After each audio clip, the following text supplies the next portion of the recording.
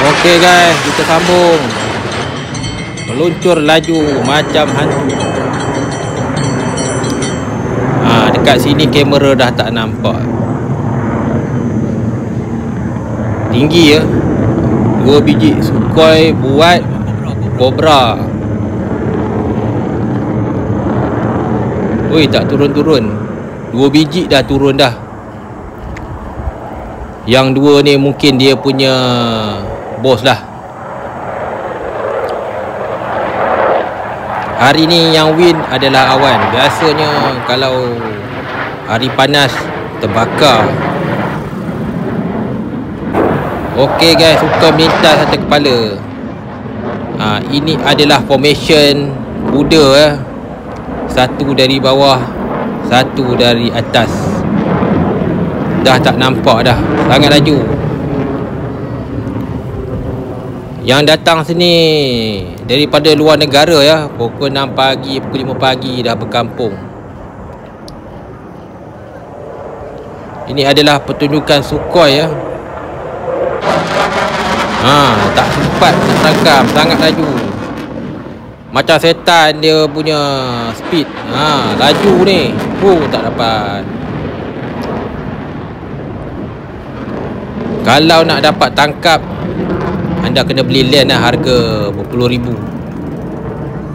Ini adalah formation Cobra. Pusing dan putar. Dah tak nampak dah ni. Saya mencari-cari. Nampaknya mereka datang balik lepas ni. Tiba-tiba atas kepala saya lalu. Rusia. Man of the match 5 Langkawi tahun ni Rusia ya.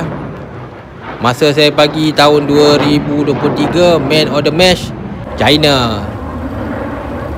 Ini adalah skill terapung milik Sukhoi. Bunyinya memang sakit jantung. Sekejap lagi nak pergi sana. Mana hantu ni? Tu dia. Dia punya laju, jangan nak cerita lah. Memang laju lah. Kena maki hamun pun banyak lah dekat sini ya, Sukhoi. Okey guys, dah habis.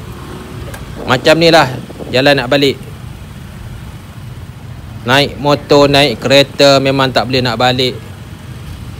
Harap pada masa depan MB buatlah MRT. Macam ni lah keadaannya. Ada yang datang. Mereka ni dah tahu jam. Okey guys, kita kencing dulu. Lagi satu. Dekat sini kalau nak kencing kena bayar RM1.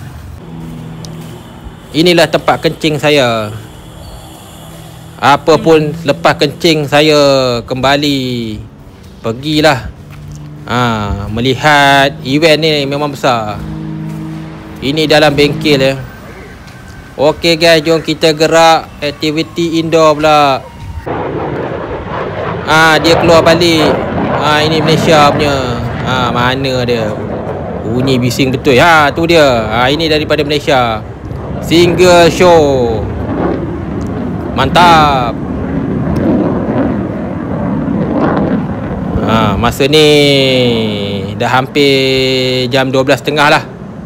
Semua orang nak balik solat Jumaat. Hari ni saya pun ini adalah pertunjukan tim Malaysia dengan Sukhoi kelabunya. Dia lalu atas kepala saya. Waduh. Wakampo. Kalau anda datang 5 Langkawi datang awal lah. Masa Anwar rasmi tu anda datang. Mantap guys. 2 tahun sekali. Ratus-ratus juta habis. Hotel jangan cerita lah, penuh. Okey guys, ini pertunjukan terakhir. Okey guys, jumpa lagi lepas ni. Bye bye.